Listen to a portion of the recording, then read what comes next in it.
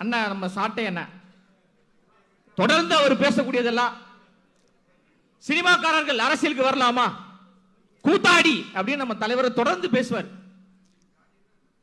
மாநாட்டுக்கு முன்னாடி விக்கிரவாண்டி மாநாட்டுக்கு முன்னாடி பாத்தீங்கன்னா தமிழக வெற்றி கழகத்தின் கொள்கை பரப்பு செயலாளர் சாட்டை துரைமுருகன் போன்று பேசினார். அவர் மிகப்பெரிய ஒரு உச்சத்தை விட்டு வராரு. தலை சிறந்த ஒரு மனிதர். தமிழ்நாட்டில் நம்பர் 1 நடிகர் என்றால் அது விஜய் அவர்கள் தான். அவர்தான் உண்மையான சூப்பர் ஸ்டார் என்று பேசியவர் திடீரென்று எங்களுக்கு எதிராக பேசுகிறார் என்றால் மிகப்பெரிய மக்களுடைய ஆதரவை தன்னியல்பாக தமிழக வெற்றி கழகம் பெற்றுக் கொண்டிருக்கு.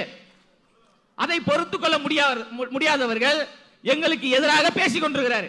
அது இன்னொரு கூடுதல் சிறப்பு என்னன்னா அண்ணன் சாட்டை துரைமுருகன் அவர்களே ஒரு நடிகர் தான். உண்மைதான், சிரிக்காதீங்க. ஏன்னா அவரும் படம் நடிச்சிருக்கிறாரு. ஏதோ ஒரு போஸ்ட் ஒன்று பார்த்தேன். அதுல சீமான் அண்ணன் வந்து காவல்துறை அதிகாரியாகவும் அண்ணன் வந்து கான்ஸ்டபிள் ரோல் நினைக்கிறேன். அந்த படம் வந்து விரைவில் வரும் நினைக்கிறேன். அப்போ அண்ணன் சாட்டை துரைமுருகன் அவர்களும் கூத்தாடிதான் சினிமாக்காரர் தான் என்பதை எல்லோரும் உணர்ந்து கொள்ளுங்க. அண்ணன் சீமான் அவர்களும் சினிமா துறையில இருந்தா வராரு. அப்போ அரசியலுக்கு வருவதற்கு துறை முக்கியம் கிடையாது. மக்களுக்காக என்ன செய்தார்கள், என்ன உழைத்தார்கள் என்றுதான் பார்க்கணும்.